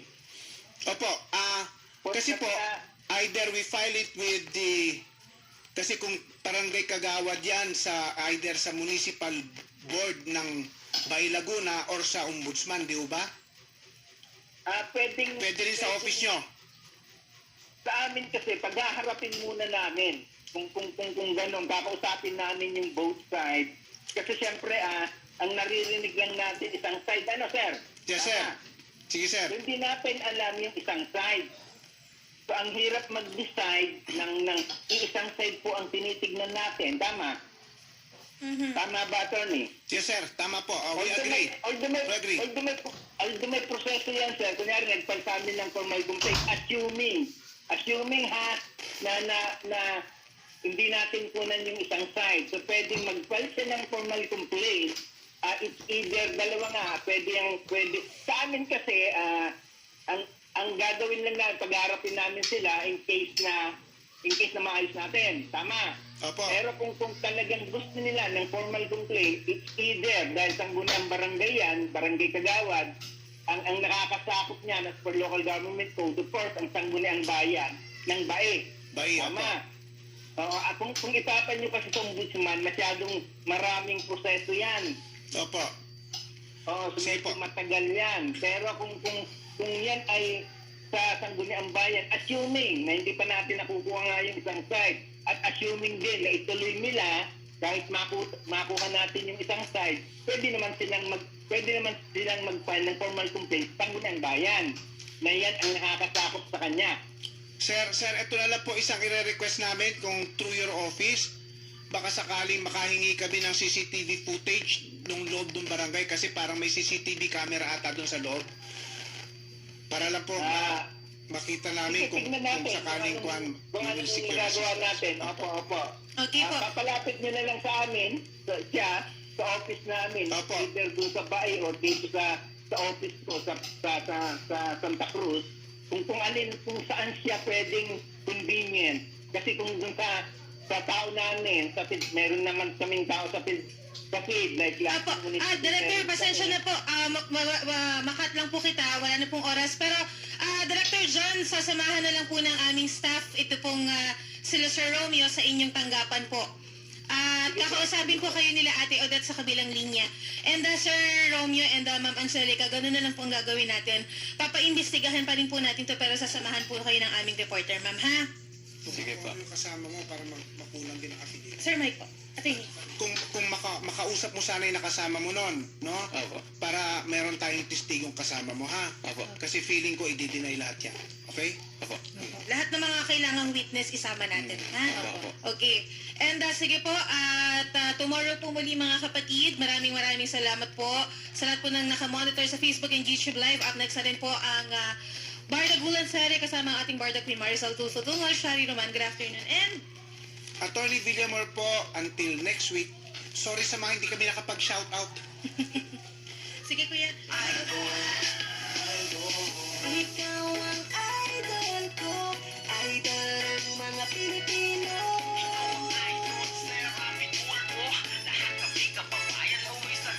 Totoo sa paghahatid ng balita, impormasyon, serbisyo. Totoo sa'yo. 92.3 Radyo 5 True FM. Dito tayo sa totoo.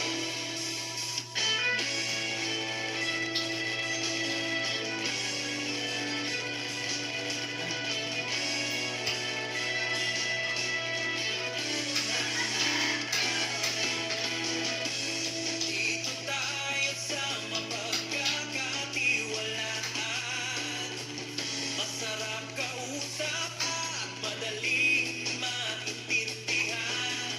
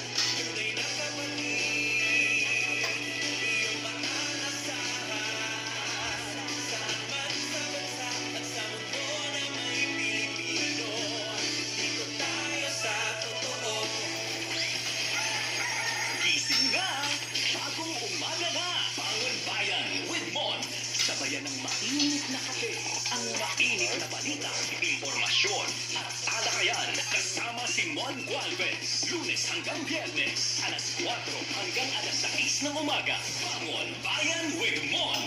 Dahil bawat bangon, bagong pagkakataon sa 92.3 Radyo 5 True FM. True FM. Dito na tayo sa totoo.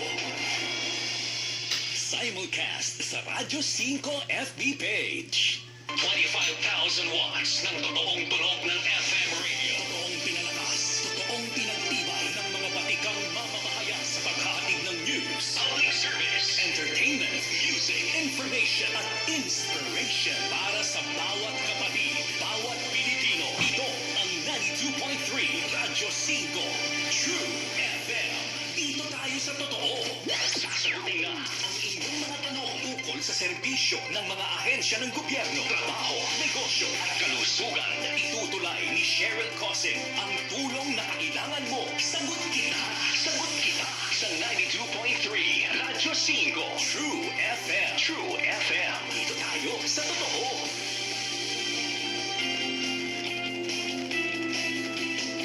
Mga katanungan, sasagutin, mga alalahanin, lilinawin nito ang programa ang tulay nyo sa serbisyo publiko. Ako po ang inyong kapatid, Cheryl Cosim, at napapakinggan niyo po kami sa 92.3 Radyo 5 True FM. Dito tayo sa totoo. At live din po tayo sa Facebook page ng Radyo 5 at ng inyong lingkod. Please do follow us on Facebook. I-like niyo po ang aming pages at kumustahin natin ang unang araw ng pagbabalik eskwela ng mga guro at estudyante ngayong Tuesday, August 29. Kasunod po yan ang mga issue ng kakulangan sa classroom. Kamusta ba ang pinasukan na classroom ng inyong mga anak? Pati na rin po ang panawagan na ibalik nga sa Hunyo ang pagbubukas ng klase. Mamaya po ay magkakasama natin ang Alliance of Concerned Teachers at Department of Education. Kaya po ang ating question of the day, kumusta ba ang first day of school?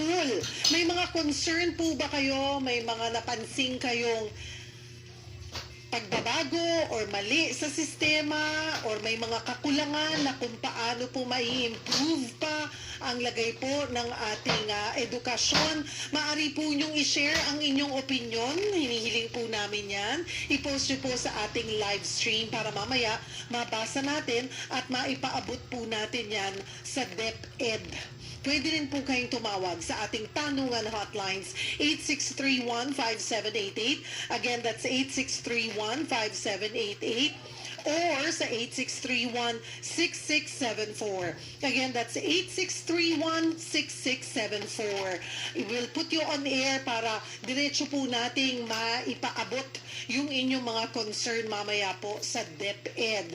Pero it's 4:06 in the afternoon. Bago po tayo pumunta sa ating talakayan, kumustahin nga muna natin mula po sa aming mga correspondents yung sitwasyon ng ilang paaralan. Sa Bulacan at Pampanga, lubog pa rin po sa baha yung ilang mga eskwelahan. Nasa linya ng telepono ang ating correspondent, Bangon Mon. Ayan, si Mon Gualvez. Hi, Mon! Hi, Cheryl. Nako, medyo mahirap ang sitwasyon ng mga guro at ng mga mag-aaral dito sa ilang eskwelahan sa Kalumpit, Bulacan, lalo na dito sa Masantol, Pampanga, kung saan tinutuloy pa rin nila yung klase kahit nakalubog sa tubig ang kanilang mga paa. Dahil nga inaabot na rin ng baha itong classroom o ilang silid-aralan sa naturang paaralan, particularly dito yan sa San Isidro Elementary School sa Masantol, Pampanga, at mga grade 1 pupils pa ito. No choice naman kasi yung mga teachers at yung mga estudyante dahil tumataas na nga yung tubig during high tide, no? At itong sitwasyon ng high tide, ang ginagawa nila dito, well, tansyado naman nila, alam na rin nila yung taas at yung schedule naman ng high tide, kaya yun na rin yung mga pagkakataon na pinapauwi na eventually yung mga estudyante o nagpapalit na ng shift. Pero syempre, inaabot pa rin talaga na kailangan nilang kumpletuhin yung certain number of hours habang nasa loob ng classroom para ipagpatuloy ang klase. Ang problema, ang pinangangambakan dito ng mga guro in particular, ay yung sakit na maaaring makuha ng mga bata. Kasi lahat sila ay talagang naka-chinelas na lamang sa kanilang pagpasok. Ang sinasabi ng school officials, sana bumili ng bota. Pero ang mga tao kasi dito sa Masantol, Pampanga, particularly yung mga nag-aaral dito sa San Isidro Elementary School, ang hanap buhay nila talagang nagko-construction worker lamang ang kanilang mga tatay, sa tricycle driver at hindi sapat yung kanilang kinikita para nga bumili pa raw ng bota sa kanilang mga paslit o sa kanilang mga anak. Kaya naman si principal nga talagang nananawagan na kung may mga mabubuting loob daw kasi nakita niya nga sa Makati, kompleto daw talaga yung mga supplies, no? Kung may mabubuting loob daw sana makapag-donate kasi nga yung baha sa kanilang lugar is normal na, no? Halos hindi na bago sa kanila, lalo kapag may high tide. Pero yung sakit, yun yung hindi normal na maaaring tamaan ang mga bata at ang mga estudyante, maging mga guro, no? Dito sa kanilang paaralan. Balot pa rin kasi ng tubig ang malaking bahagi ng school grounds dito sa lugar na umaabot hanggang hita yung taas o mahigit 2 talampakan. Ang sinasabi kasi ng paaralan at mga otoridad dito, Cheryl, talagang mabilis tumaas ang tubig dahil napapalibutan ng sapa, mga palaisdaan at ilog itong naturang eskwelahan o yung mismong Masantol, Pampanga, no? Ito rin yung sitwasyon sa Kalumpit, Bulacan, particularly medyo mahaba yung pangalan ng eskwelahan. Dito yan sa Doña Damiana de Leon Macan Memorial Elementary School sa Kalumpit na talaga namang lubog, no? Yung 17 sa 25 classrooms sa lugar. Imagine, 8 lamang yung nagagamit nilang classrooms ngayon na pinagtsatsagaan at talagang pinagsisiksikan ng mga estudyante para nga sa kanilang shifting, para pagpatuloy pa rin yung klase. Marami kasi sa mga magulang at mga estudyante mismo, gusto pa rin mag face-to-face classes kaysa raw na mag-modular learning, bagay na no choice na rin ng ilan dahil nga yung 2 hours na kanilang mababawas sa face-to-face classes, kailangan na nilang gawin sa bahay. Cheryl. So anong tugon ng LGUs about it? Popondohan ba nila ng bota man lang yung mga bata? Or hindi ba pwedeng itong mga affected na ito, online na lamang ang mga klase? Kasi babad na babad, ilang oras nakababad yung mga paa nila sa tubig. Hindi man sila, andyan ang sipon, ang ubo, tapos alipunga. Naku. Oo, sinabi mo pa, Cheryl, at yun nga rin yung nirereklamo nga ng mga estudyante. Papirol pa nga sila nagsabi na may alipungan na nga po yata ako, kuya, sabi sa akin pa ng isa. Pero ang pinakapunto talaga dito, Cheryl, even yung LGU, tinatanong naman talaga at ini-insist na sana mag-online na nga lang daw. Pero mismo mga magulang at mga estudyante rin talaga ang nag-i-insist din lalo, no, na mag face-to-face, mag face-to-face, mas may natututunan daw sila kapag mismo sa classroom. Kaya naman sinasagay nila yung ganito eksena na lumulusong sila sa baha at the same time, nabababad nga yung kanilang mga paa sa tubig. Ang dalawang solusyon, no, na ginagawa ng LGU dito, una, nag-provide sila ng certain amount, around 50 to 60,000 pesos para magdagdag ng panambak at taasan yung mga classrooms na binabaha para nga hindi na inaabot ng tubig. Pero medyo long term pa yan or kakailanganin pa talaga ng ilang buwan para matapos yan. So yung pangalawang solusyon nila, nakaantaba yung kanilang rural health, no, in terms of kakailanganin ng gamot at patuloy naman yung monitoring sa health o kalusugan ng mga bata. Yung tanong kung kakayanin ba ng LGU yung supplies para makapag-provide ng bota, hindi nila kaya, Cheryl. Marami-rami din kasi yung population ng school dito sa Masantol, Pampanga at maliit lang daw talaga ang kanilang budget na kailangan nilang pagkasyahin dahil nga hindi lamang mga estudyante ang kanilang concern kundi pati na rin daw yung mga mangingisda na nawalan din ng trabaho dahil nga yung baha na tinulot, no, na talagang matinding pisalang iniwan ng mga bagyong nagdaan nitong mga nagdaang linggo gaya ni Egay, talagang namimerwisyo pa rin at talagang ngayon pa lamang kunti-kunting bumabawi ang naturang bayan. Cheryl. Okay, well, hanggang kailan yung ganyang high tide, low tide na panahon? Pero kasi, pag ba, kunwari, walang ulan, walang bagyo, no? Hindi malakas yung ulan, yung pag high tide, hindi naman pumapasok yung tubig or talagang normal? Hindi naman. Oo. Pag high tide, pag high tide actually, umaabot pa rin talaga yung tubig pero hindi ganun kataas. Ngayon kasi, dahil yung mga naiwan pa, no, na hindi lang talaga matuyo-tuyo yung mga tubig galing nga dun sa naipon kasi, Cheryl, hindi makalabas yung tubig, no, dito sa mga paaralan, kaya umaasa na lamang sila na matuyo naturally yung mga tubig dito sa mga eskwelahan. Ang problema, inuulan pa rin kasi, umuulan ng gabi, kaya talagang nadadagdagan na naman yung tubig. Ganun yung nagiging problema. Tapos pag sumasabay yung high tide, yun, mas kapansin-pansin. Alam mo, nakakatagok din dyan, dengue. I mean, Yan, di ba? correct. Oo. Yan ang mga kasunod na storya dito, Cheryl. Huwag naman sana. Oo. So, dapat din, pag-usapan, parang naiintindihan natin na mas mapilit na gusto nila na pumasok ng face-to-face yung mga bata at maging yung mga magulang. Pero, syempre, kailangan balansihin at magdesisyon ng principal or ang DepEd. LGU. O ang LGU as well. Kung paano ba yung approach. Anong gusto nila? Sige, ibibigay nila kahit na nanganganib, di ba? Magiging mapanganib sa mga estudyante at mga guro yung sitwasyon nila. Tama ka dyan, Cheryl. Kaya nga talagang tumaalala natin, sinabi na rin naman ng DepEd na sa mga binabangang schools or mga paaralang lubog pa rin sa tubig, maaari kayo mag-modular learning. Balik muna sa online classes, sa modular learning para na hindi ganong ma-expose ang mga bata. Bagay na ilang ulit nila tinatanong, kaya sabi naman ng LGU or ng lokal na pamahalaan ng Masantol, kanilang pag-aaralan ulit, kakausapin ulit lahat ng mga school officials para nga mapagdesisyonan itong ganitong bagay. Kasi nung una, brigada eskwela pa lang kasi yun eh. So wala pa talagang mga estudyante sa loob mismo ng classroom. Pero baka ngayon na nakikita na nila yung sitwasyon ng mga bata na nakalubog ang kanilang mga paa sa tubig, baka magbago na ang desisyon. Yung mga bata-bata, mag-e-enjoy pa yan sa tubig baha, diba? Hindi nila naiisip yung panganib sa kanilang kalusugan. Yung mga mas matatanda o yung mga nasa upper grade levels. Parang nag-enjoy pa rin. Kadalasan kasi mga binahang schools, Cheryl, parang mga elementary school. Pawang elementary schools. Kaya talagang karamihan na sa nakikita ko kanina na parang tatampiso pa ng paa eh. Oo. At saka, pero paano rin sila makakapag-concentrate while playing? Yan. Diba? Tama ka, Cheryl. Yan ang problema ngayon ng mga teachers. Kasi nga sinasabi nila, una, lalo yung mga grade 1 to grade 3, hindi talaga nakapokus sa kanila. Dahil nakapokus dun sa kanilang paa. Sa may mga isda pa nga, Cheryl, may mga isda na rin na sumasama sa baha. At pangatlo, talagang mas excited na silang umuwi. Kasi nga, nakababado doon yung paa nila sa tubig. Tapos, isa ng problema pa, pag nagkakaroon sila ng mga activities, nalalaglag yung kanilang mga crayons, mga papel sa tubig. Hindi na mapakinabangan. Ay, naku.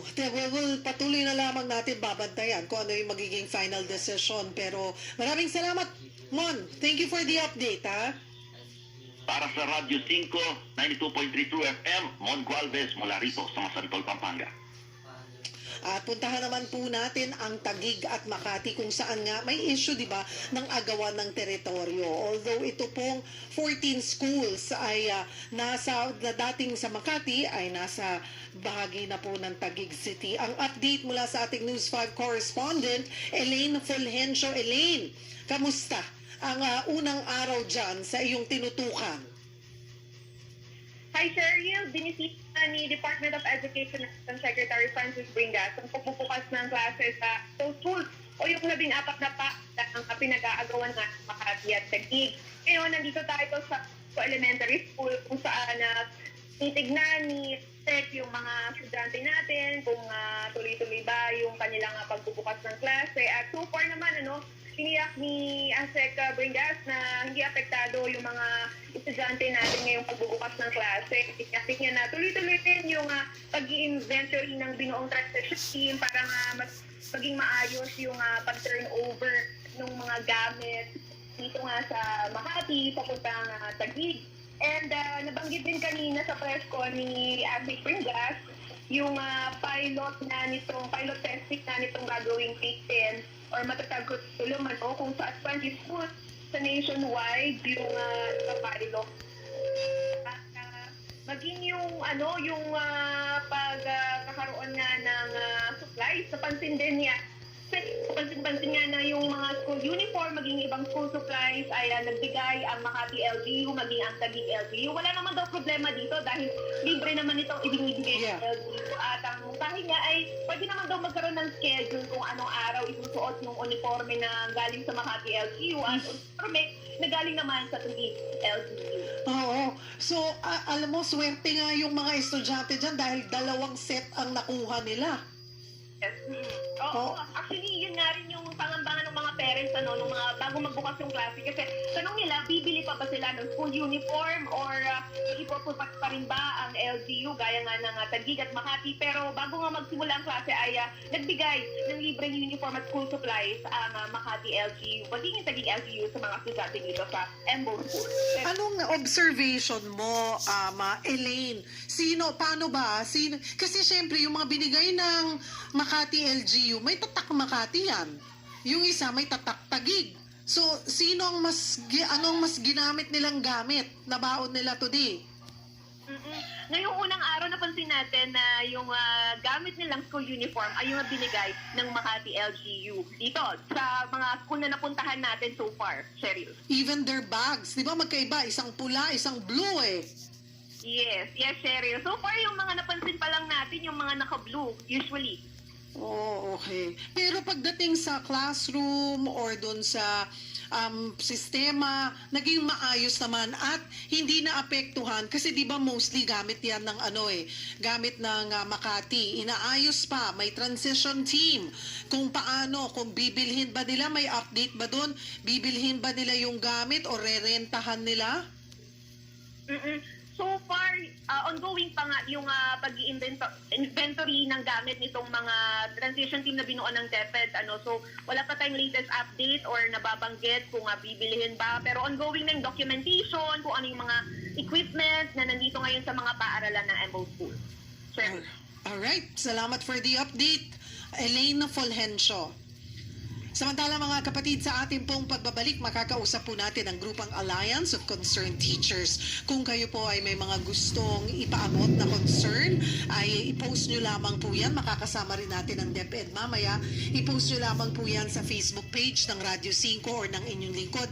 Agad po naming babasahin yan. Or pwede po namin kayong ilagay sa linya para diretso pong maipaabot ang inyong mga hinaing. Maaari po kayong tumawag sa ating tanungan hotline sa 86315788 or 86316674. Huwag po kayong bibitaw. Ito po ang inyong kapatid Cheryl Cosim. Ito ang programang Sagot Kita.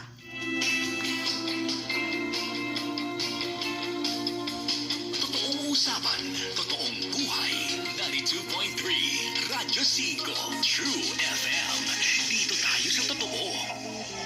Invited ka sa biggest throwback party of the year. AIP Media Productions and Newport World Resorts with Radyo 5 True FM as media partner present. Tibuok kalibutan ang naapektuhan sa coronavirus disease 2019 pandemic. Hinungdan daghan sa mga overseas Filipino workers ang nawad-an og trabaho. Tungod niini, daghan ang mi-avail sa gihanyag nga repatriation sa gobyerno. Unsa bang angay nga buhaton kung usa ka sa nawad-an o panginabuhian? Usa sa mga programa sa gobyerno ang pagtabang sa pagbuhi og kahayupan pinaagi sa Department of Agriculture. Ug syempre, anaa usab ang King's Vita Plus Animal Feed Supplement aron abagan kamo sa saktong pagbuhi og kahayupan. Ang King's Vita Plus Animal Feed Supplement puno sa multivitamins, minerals, amino acid, calcium, D3, enzymes, electrolytes, omega-3 ug probiotics na makapapaspas sa pagdagko o pagtubo, pagpagana sa kaon, makapadaghan sa produksyon sa gatas ug makapasinaw sa pani. Sa paggamit, i-mix lang ang usa o duha ka kutsara sa King's Vita Plus Animal Feed Supplement sa usa ka galon nga tubig o usa ngadto sa duha ka kutsara sa 3 ka kilo nga feeds. Ug ihatag kini adlaw-adlaw. Busaon sa painyong giulad gamit na og King's Vita Plus Animal Feed Supplement. Available sa tanang mga Agri-Vet stores sa inyong lugar. Aniyang usa ka testimonya kung unsa kanindot og epektibo ang Grovitmin. Ako si Erning Hariol, 64 years old. Sa akong pangidarong-darong, dali lang ko matakbuyan o ubo o sipon. Daw ang akong tutunglan katulong nakita ni Ma'am Gina. Nag-advise sa ako ang magtiko o Grovitmin capsule pero mawala ang akong ubo-ubo o sipon. Sa akong paggamit inoon nawala ang akong ubo-ubo o ang katol sa akong tutunglan. Sumusa gamit ka mo inom sa Grovitmin capsule o sigurado nga protektado kita sa mga sakit. Umaga, sa Radyo 5 True FM. Dito tayo sa totoo. Simulcast sa 1PH, Signal Channel 1 sa YouTube channel ng News 5 Everywhere at Radyo 5 FB page. Mapapanood din mula alas 6 hanggang alas 7 ng umaga sa TV5. May gusto ka bang i-share sa programang Sana Lord? Mga kwentong kakaiba at kapupulutan ng aral. Ipadala lamang yan sa aming email address. sanalord sa radyo5@gmail.com. Maaari rin kayong sumali sa aming Facebook community page. I-type lang sa search box, Sana Lord sa Radyo 5 True FM. Official kwentuhan, Sana Lord. Lunes hanggang Biyernes, alas 10 ng umaga hanggang alas 12 ng tanghali. Sana kwento mo na ang susunod na babasahin ni Lord De Vera. Sana Lord sa Radyo 5 True FM. Dito tayo sa totoo. Sa kanyang tinig, nababawasan ang sakit sa pagbabahagi ng sariling karanasan. Gumagaan ang dinadala sa kanyang pananampalataya. Maghihilom ang sugat na matagal nang iniinda.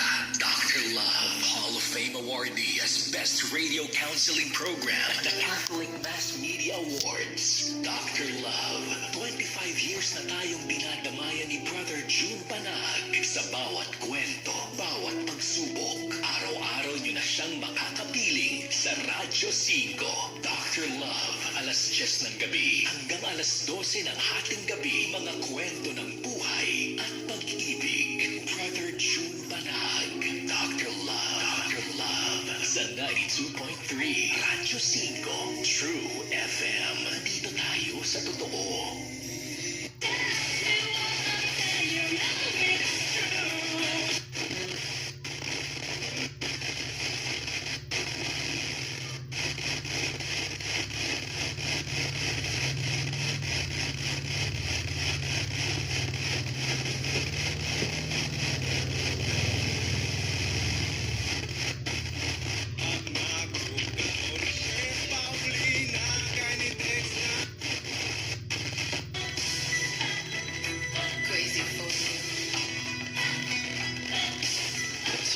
Brought to you by Pak by Check. That's the right one. The right one is Rightness. Sunsilk Shampoo. Go na go with best ever Sunsilk. Walang makakapigil sa bangong nakakagigil. Bimig Integra Warmex and Bimig Integra Warmex Max. Barangay RT in Cebu, 99.5. Oras sa barangay, alas 4:24. That time check was brought to you by Celine Plus Chewables, the right choice for immunity vitamin. EXL Makabuhay Plus. Buhay at makulay ang buhay sa EXL Makabuhay. Koi Herbal Food Supplement o Koi Herbal Liniment Oil. Surf Bar. Choose Surf Bar na may power bula at power puti. Basta surf. Ang galing-galing. United Home Kidulets. Gamot sa lagnat for kids.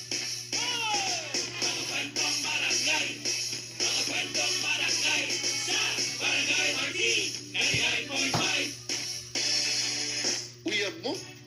Pero inyong konbo, okay, ha, kaon na, katulog na, pagbulag mo eh. Mga kwentong barangay sa Barangay RT 99.5. Ay, maayo na akong pagkato, pag-inom na akong kuy. Happy na guys, misis na sa kuy. Trusted na nga kasaligan ug dili na maihap ang mga tao nga may matuod sa kayuhan sa Koi Herbal Capsule. Nagpasalamat di kong dako sa kuy. Koi Herbal Capsule. Giusa ang mga sangkap sa ahos, luya, palya, kamunggay ug ginseng. Magapalagsik sa panglawas ug immune system booster aron dili dayon takbuyan sa sakit. Koi Herbal Capsule. Mapalit sa tanang butika. Suggested retail price is $12.50. No approved therapeutic claim. Kung wala mag-conditioner, hair, mahimong tsaka. Simpleng shampoo lang, kuwang up to 50% of hair nourishment ang mahimong mawagtang. Mag-cream silk, aron ang hair gandang sigla. Mag-cream silk, Hi, this is Joshua Garcia. And Andrea Villantes for Rexona. Minsan, may mga nagpapastop sa atin. Pag di confident sa biritan, sorry, napapastop. Pag nandyan si Crush, hi, napapastop. Pag may pawis ako, no? Bayad po. Napapastop. Ganyan talaga pag di protected against sweat and odor. Higo lang with ordinary soap, kulang. Pero sa Rexona, unstoppable ka. Get unstoppable protection with daily use. Sa #1 D-Lotion ng bayan. 8 pesos SRP lang. Nagpugong sa baskel o bahong adlaw? Ligo lang sa ordinary soap, kuwang. Kuha ang unstoppable protection pinaagi sa paggamit sa #1 Dio Lotion ng bayan. Rexona, 8 pesos SRP lang. Palit na sa suking tindahan. Barangay RT 99.5. Nagrarush na si Daddy, si Chito Miranda. Papasok na ang kiddies, balik na sa eskwela. May morning rush na dito, kaya mag-meaty busog sarap sandwich with Ladies Choice Chicken Spread. 12 pesos SRP.